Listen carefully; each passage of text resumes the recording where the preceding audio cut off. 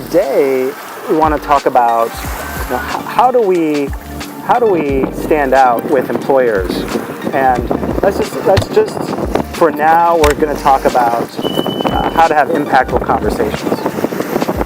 And when it's not clear how we help a company, that makes things very difficult for the employer. So even if you're networking with people and they're wondering how you want to be helped, one of the common problems we have in job hunting is not really being clear about how we can get help or what kind of help we want. In this video, I want to talk about get back to the point about professional branding that I have addressed in another video, introducing the concept of personal branding versus professional branding. The idea being that when we get hired or not, it has nothing to do with our personal branding.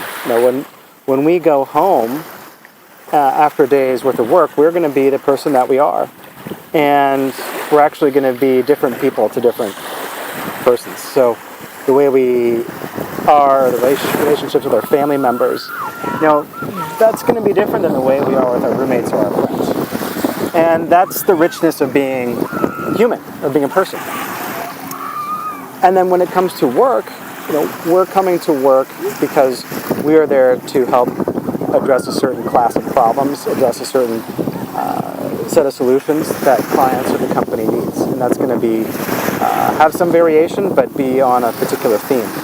And we're going to get hired because we can reflect back to the company what they want. I had a client, he's actually signed up with me for a second session of the Career Accelerator. We first worked on his short-term goals, his internships.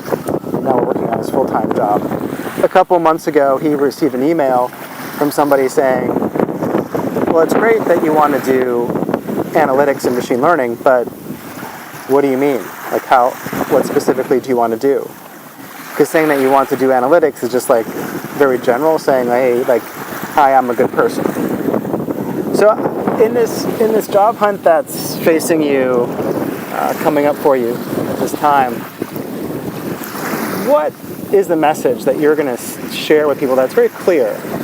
And in business, we call this niching or niching, where we have a very clear statement of what we do for people. Like in my case, I help international students get interviews and offers with their dream firms without worrying about whether or not sponsorship is possible.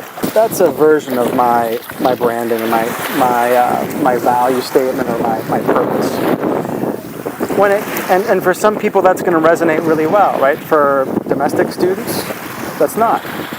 For people who are not open to the coaching, it's not probably going to fit, right?